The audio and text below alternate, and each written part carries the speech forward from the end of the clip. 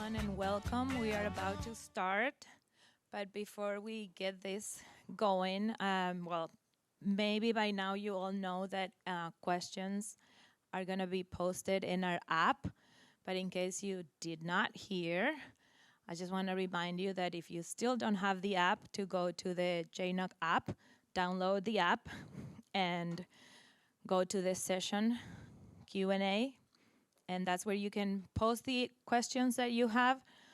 Our presenter will be responding to those after the presentation. In 30 seconds, she'll be ready.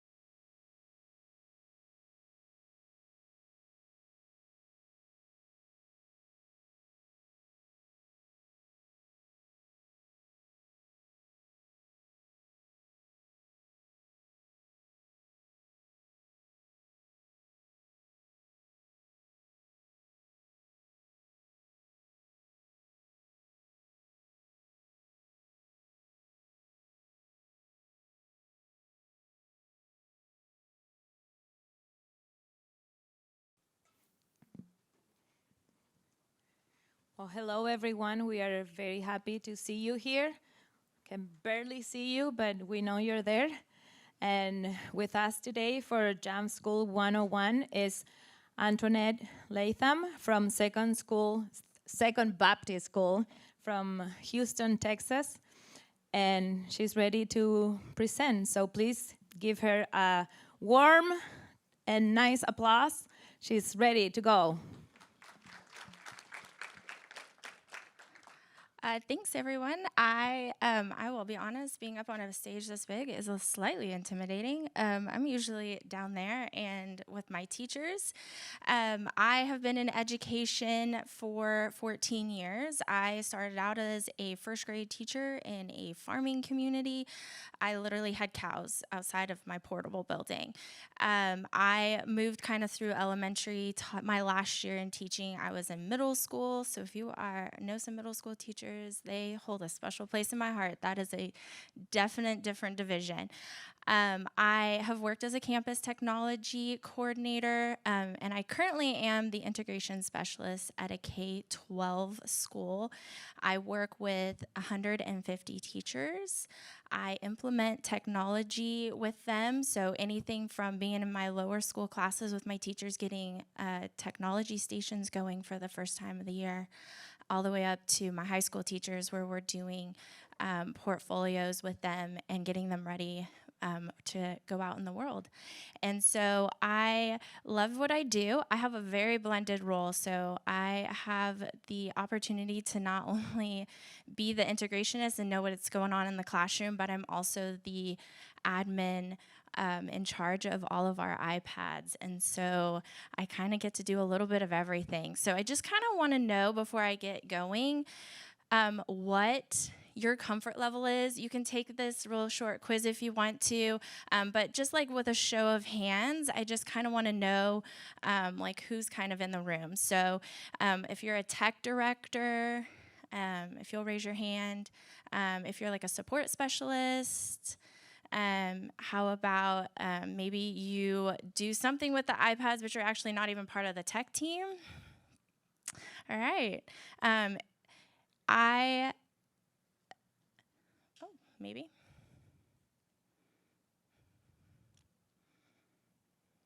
There we go. Oh, no. Okay, so here's our quick agenda for what I'll be going over. I'm going to talk about why we moved from Pro to Jamf School. Also going to just talk about like the capabilities. I will touch on the student and teacher apps, and then just some tips and tricks that I've kind of found out along the way. So moving MDMs, if you have ever done it, seems like an insanely daunting task. When I started, I was very new to Jamf Pro. I moved into the technology world. I had done some management with iPads at my previous school before landing at Second Baptist. And while there, it was, hey, we need you to help with this. And then as things went along, I ended up with all 895 iPads. And so Jamf Pro, to me, when I first started, it was like, I am looking at a different foreign language. And so as things went along, I felt like I became pretty proficient. But when Jamf School came out and I did a free trial, I was sold within like an hour, and I went to my director and I was like, please, please, please, can I please have this? It's going to save me so much time. I literally found everything I need in a matter of seconds, and I didn't have to watch 5 YouTubes to figure out what I was doing with scripts. And so the profiles were easy, the groups were really easy. Deploying apps with teacher was really easy. And then my favorite is device location. If anybody's ever dealt with middle school and high school students, it's like they leave them everywhere. They just show up in my office and they're like, Mrs. Latham, I lost my iPad again. And it's like, okay, give me a second, let me find this for you. So in Jamf School, device location was like the big winner for me. As I walk through the next several slides, you probably will hear me say it's easy a million times. So I do apologize, but truly it is that easy. So there's 2 places, as we all know, if you've worked in an MDM, is you have the automated setup, and then you have the second one, which is your user profile. And the first one is setting up your automated file, which for me, I have pared it down a lot. When I inherited Jamf Pro, I had so many automated profiles. I was like, I'm not sure what this person before me was doing. And so I narrowed it down. So I have admin, teacher, student, and checkout. Those are my only ones that I use. The best feature is being able to set the device name automatically. If anybody remembers the days where you had to go in and manually put those in there, or hope that the script caught it and there's a name in there, knows that that's a struggle. And so being able to right away put this in for the Apple ID, that as soon as it populates, it names the device instantly. The only difference for me is it does not do this for my checkout iPads, but at my school, I don't have a lot of those. I have some athletic ones for our weight room, which I will show a little later on. And then I have about 10 that we use for prom. They use those to check in and check out. It makes our administrators very happy because iPads have made that process easier. Another thing is restrictions. So with restrictions, I have profiles set up for each type of students. So I have early childhood at my school, and so that's birth to 2 years old. They actually have iPads in their classroom, but those are truly for the teachers. They use an app to kind of let the parents know how their day went, how feeding went, things like that. And so I have a profile just for them. They are very restrictive. They literally can have one app and that's it. They're not even allowed Safari, so I do have a profile for that. This does allow the restrictions can get that nitty-gritty here, which really is a huge plus. The other ones I have ones for lower school, middle school students, of course, for your admin, athletics. I have robotics as well, and then I have checkout. What I really like about the restrictions is how nitty-gritty you can get. Some big things, especially like in our lower school, and I'm very excited because it can even get more nitty-gritty soon because I heard that in a session today, but like allowing for spell check to be turned off. My elementary teachers love that. Before in Pro, it was really difficult to be able to turn it off for certain grade levels, and in Jamf School, it really allows me to do that easier.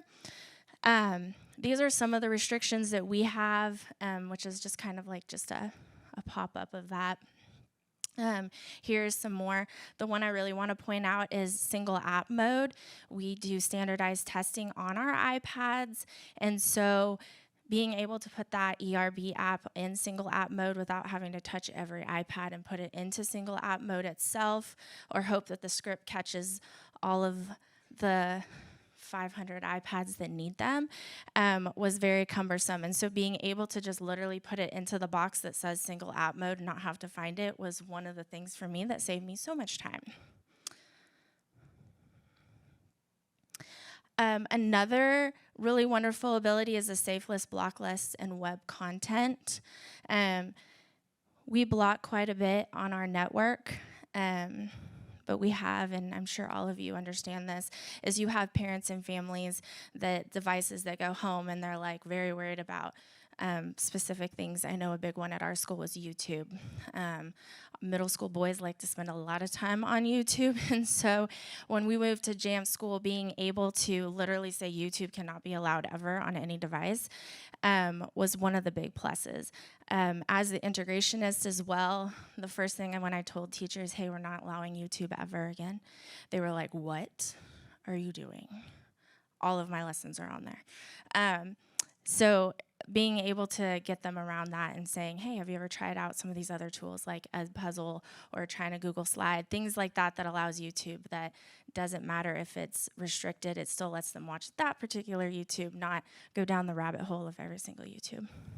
But Jamf School allows you to do that, which was one of the big things for me, was being able to do the nitty-gritty within the websites. Some other things that have helped with that is doing those specific URLs. It is a little bit like whack-a-mole, though, in all honesty. However, our teachers, we have a help desk system, and so being able to block those specific sites. I don't know if anybody has ever struggled with their students or their teachers having them get onto like the Google sites, but it's actually like a gaming site that leads you to all the multiple things that are on there. On our network, it's really hard to do that because as soon as you put in anything with Google, it blocks all of Google. But within this platform, being able to actually copy it does not block all of Google. It just blocks that website. So they do now have a help desk system for the teachers to submit all of those Google sites the kids seem to find. So, and they take screenshots like crazy from Apple Classroom, and they attach those to those help desk systems. So then I can, pretty much once a week, I go through and I add more to the block URLs. Some other things that are great is wallpapers and screen setup. This was really easy. Before, it was very time consuming in Pro to be able to get what we need on every device we have. We are on a cycle lease with our Apple devices. However, we still have lots of generations of devices, different sizes. And so we have anything down from an iPad mini all the way up to like the big iPad Pro. And so being able to have a wallpaper that goes to all of those devices and doesn't end up being really teeny tiny or something strange, within school it allows you to do that without having to make sure you have the right pixels and everything like that. And that also makes my comms department very happy because they can make these wallpapers for me every year. And so every time we change our logo or anything like that, they add it to me so I can put it up there. But it's been very easy to do that. Another thing that's been really handy is this slide shows is the ability to set up the iPad for what the teachers in the classroom need. So as an integrationist, I'm in there with them and I'm planning and I'm listening to all the new curriculum that's happening. So this one that I'm showcasing right now is Bridges. Our lower school went to Bridges this year, and so that particular curriculum has about 15 different apps that the kids can use depending on the grade level. And so within school, you can actually set that up so that all of those apps are within a single button for the kids, and being able to kind of categorize it for them. It's really great for the littles. We do transition that though in middle school. Middle school, they are allowed to create their own organization. It's part of their tech class. But this has just been huge. Previously, you didn't have this ability. You didn't really know what it was going to look like. You were just kind of like, well, I'm going to put it all together and hope it looks okay on the iPad. Literally being able to see it like this and drag and drop it in there. And then you can decide. I have particular teachers. I think of like my 4th grade English teachers. They love things alphabetical. And so within that profile, I do make them alphabetical for them. So then when they teach their kids, they can be like, go to A, and there's all the A apps. So little things like this make a huge difference in a teacher's life. But being able to see it on my side in school has been a huge plus. Oh, this is another screen with just showing the wallpaper and how that was set up. This is actually a very quick video. And so while it plays, I will kind of walk you through what is happening there, hopefully.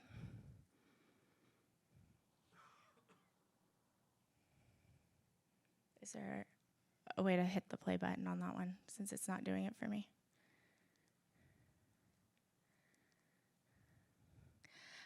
Anyway, on this video, it walks through an iPad setup for a checkout iPad. It was actually a weight room iPad, and through this, it shows, I have a spreadsheet of my weight room athletic iPads, and here in this video, I'm actually setting up walking through the steps of how that process works, going through the profiles once I've set up the profiles. And this one's a little cumbersome in the sense that I do manually name my weight room iPads just because they don't have a managed Apple ID. Our weight room iPads really just run 3 particular apps that our coaches use for monitoring student ability. And so in this video, it just shows me walking through those steps and how easy it is. This one probably took me about 2 minutes to do a checkout iPad. When I do a normal setup with a student iPad, it's like 30 seconds. It takes so quick. It's actually quicker than the MacBooks. And my IT guys that manage the MacBooks are always very jealous because my iPads go faster. So app deployment, just kind of talking about that. So I go through bulk purchases through Apple School Manager. We have a process for that. Lucky for our teachers, I'm kind of the process. Some schools don't have that. I personally test every app before they're deployed. So if my teachers go to a conference like this and they find something really cool, they send it to me, I buy it. I test it out, I send it to them, they test it out before it ever gets to the students. One, we want to test that it's secure. One, we don't want some sort of weird chat feature or something that's going to go against our security protocol. But we do bulk purchase them all through Apple School Manager. The process between school and Apple School Manager has been lightning fast. I literally can buy it by the time I log in, it's already showing in the portal. Not always the case when it came to Pro. I felt like I always had to sync it up all the time. In school, I don't have to do that. We do use Jamf Teacher and Jamf Student to deploy all of our apps. One thing that some schools don't do is I actually have my teachers have a double device. So they have a computer, and if they're a teacher with iPad students, they also have an iPad. Their iPads are all in the same profile group as their students. They have the same restrictions. So if they try something and it's blocked, it means it's blocked for their kids. It just helps with the amount of help tickets I get or text messages from their admin, because we all have that last minute teacher who was like, hey, I tried this and it doesn't work. Can you make it work now? And that's not always easy to do as tech people. If we're either not in the office because we're helping somebody else with a 911, or it was like, hey, but you didn't follow the protocol of send it in, put in the help ticket, etc. So putting them all together has helped. They also see the same apps as their kids. So I always make sure I buy an extra for them. So sometimes if we add a classroom or 2, I do have to go in and buy more, but it's been really easy deploying them through teacher and through student. The only difference with deploying apps is that they do see both. So it helps with modeling. So on the teacher iPad, they see the teacher app and they see the student app. So when they're modeling for the kids, especially in lower school, they can pop up that student app and they're helping their kids, and the kids see the same thing. It is a little switch for some teachers, but it has been insanely helpful for us. That's also been really nice with updating apps because I can push it through Jamf Teacher. I tell my teachers constantly check once a week for app updates, even on your kids. So it's kind of become a Friday thing for them, but it's really been great. I would say allowing students to download apps on their own has also been good. That was a transition for us. They were very used to when we were working in Jamf Pro, that all the apps just appeared all at once when the students logged in. It just cluttered the iPad, truly. So in Jamf School, being able to have that teacher and student app, and so it gave the control back to the teachers. So they can tell me, these are all the apps we're going to use for the year. I put them in student. It doesn't have to be on there right away. They can pick. It may be February before an app is downloaded, but it's still there. So that's been a really big plus as well. So this is just kind of walking through what it looks like on the student side. Teacher side too, it all looks very similar, where it asks for all the permissions and stuff. When I set up for 5th grade iPads, I have constant students who are always like, they go so fast that they end up turning on something weird. This is actually for one of our athletic iPads, but this is what it looks like for the kids, where it does say that, where it just says get and they can take it. We do allow them to remove apps, but only through Jamf student or teacher. They can go in and they can click like remove and then like kind of fix their own troubleshooting, which has been really helpful. It's not me going and making it wiggle and downloading it again and doing through that whole process. Just teaching them how to go through the student app to do that has been a really big plus for the teachers. It just takes one little it takes a mini session with them, but after that, it's just been huge for us not to have that one step. So some tips and tricks. Device groups. I do them by graduation year. That's just how our school emails are also set up that way. So I set up Jamf School that way. So we have like class of 2023, class of 2024, etc. That has been really huge, being able to put the apps in there that they always use. And then it also allows me to go in and take them away. When we went from 32 to 64 gigabytes with apps, it also was really helpful because it really quickly showed me in Jamf School what was no longer being allowed to be deployed. Like it just wouldn't work on our iPads. So that was really great. Lost device. I've talked about this a little bit in the beginning, but this is huge. So in Jamf Pro, you had to put in the coordinates into the map. It would show you something, and then you'd go to Apple Maps or you'd go to Google Maps and you'd have to type it in, and then it would be like, it's somewhere in this weird location. In Jamf School, lost device location can give me within 2 blocks of wherever that iPad is, which is huge. We take up 4 blocks on our campus, and so it will literally tell me, well, it's somewhere in this area of the building, which is great. And it shows it similar to this one. I didn't zoom all the way in because this is actually one of our admin iPads that I took a photo of, so I didn't want to be like, this is where this person lives. However, it does show us in Houston that this iPad is located up in the Cypress area. And if I was to zoom in, I actually would be able to tell a little closer of where it is. But this is huge. It has also kind of helped. We have just being located in Houston, kids take their devices home. We do have problems with them leaving them in cars unlocked and them getting stolen. We have been able to send maps to add to the cases for when they're looking for stolen devices, which has been great. We can be like, well, this is the last time it checked in. Sometimes it's in the parking lot, sometimes it's not. But this has been one of the big ones, just being able to locate devices. I love about the setup for iPads is I don't need scripts anymore to deploy apps. I don't need a script to deploy Wi-Fi. If we change our network guys, change our password consistently all the time, it's so easy to just go in and change the password. I don't have to run something to make it work. And it also doesn't kick it off. It waits to drop the profile before it switches over, which is also a big plus. In previous MDMs and even in Jamf Pro, like if I was to change it, it would kick the iPad off the Wi-Fi, and then I'd have some issue and be like, well, great, it's not getting that profile. What I like about School is it doesn't do that, it waits. The filters are also great. When you're looking for an iPad, because we have so many generations, sometimes it's helpful to narrow it down. So I know my middle school has iPad Airs. I can narrow it down to that. I can also narrow it down to which PO it came from that we ordered from Apple, which is also big because I get a box of iPads and I'm like, I don't remember which ones those were. I don't have to look at the serial numbers anymore. It coincides great with Jamf School, and I can just look at the PO number and automatically assign the profiles that way. So the filters have been great in here.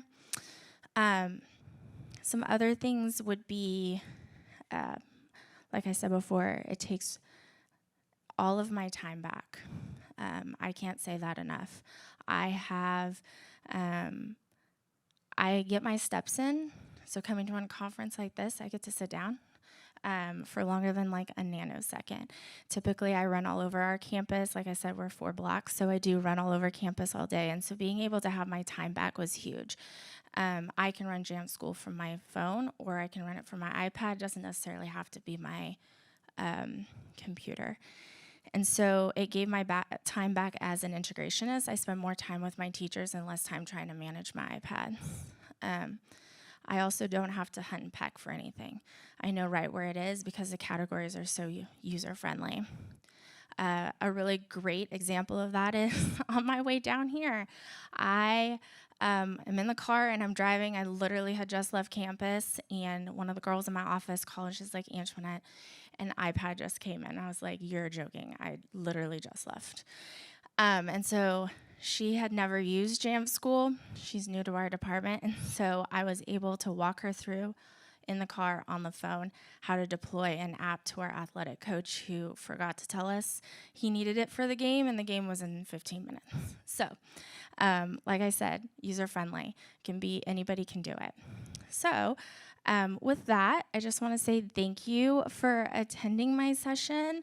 If anybody has questions and they didn't want to ask them in the chat or out loud, I will be around, and I can always share my contact information with you if you're looking to go to school. I'm always happy to help somebody with questions.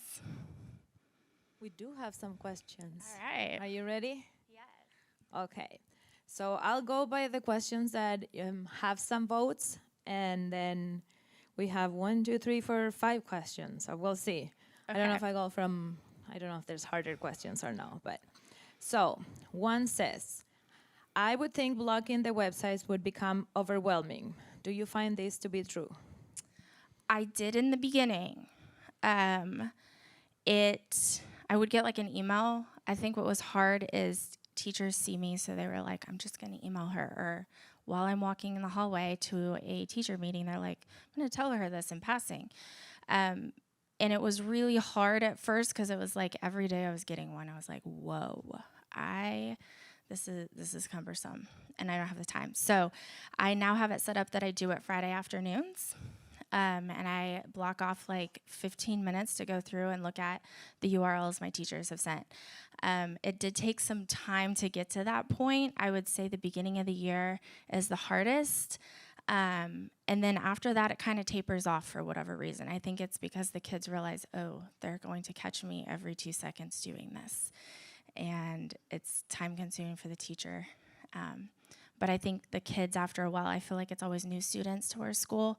But once teachers get that Apple Classroom up and running and kids start realizing, ooh, my teacher is taking screenshots and sending it to IT,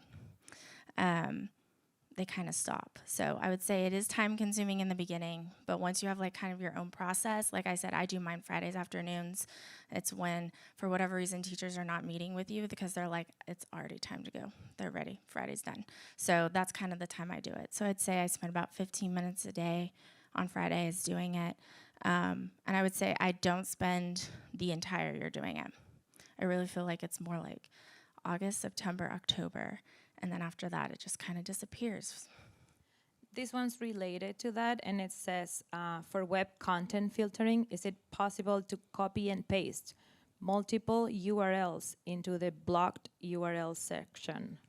Somebody that's been doing this and knows that it's time consuming.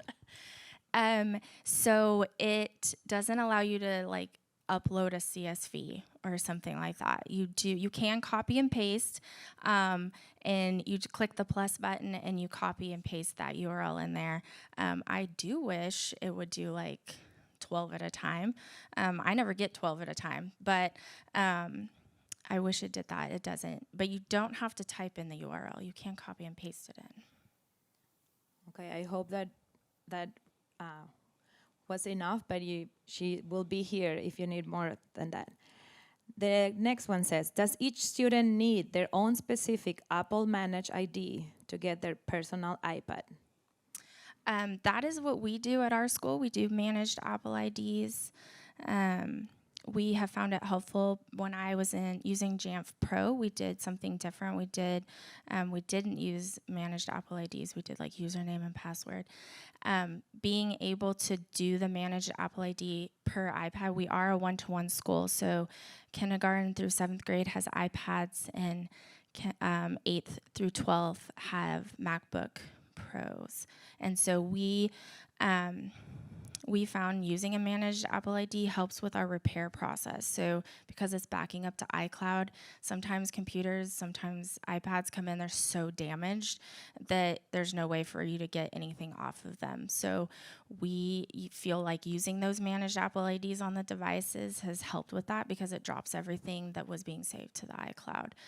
So kind of to answer that question, yes. In order to have it, they do have to have an Apple ID. Thank you. I'll keep going if you can.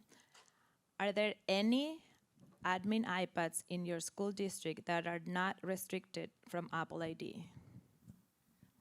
So this is a fun one. So my admin, they log in using their managed Apple ID. However, they have the ability to have the App Store on their iPads. Our students do not, but they can. So they can download whatever apps they so desire. I do tell them, though, I see it. If their iPad gets too full, I think of my athletic department. I have never seen so many athletic apps in my life downloaded there, ESPN, all of them. So I do tell them they are allowed to. They're also the only ones that are allowed to do streaming. So they can have like Netflix, Disney Plus, things like that. Only admin can do that. However, I do tell them their managed Apple ID is the only thing that's backing up their iPad. So if they do something on a personal app, it's not backing those up. We don't allow that. And there's one here that has a question that has already been answered by somebody else, but I'm still going to read it a little bit, and you can comment on that. And then it says, can you prevent students from uninstalling certain apps? Somebody says, yes. If you click on the app, there's a toggle. If you want to allow the app to be removed by students or not, it can be done on every app.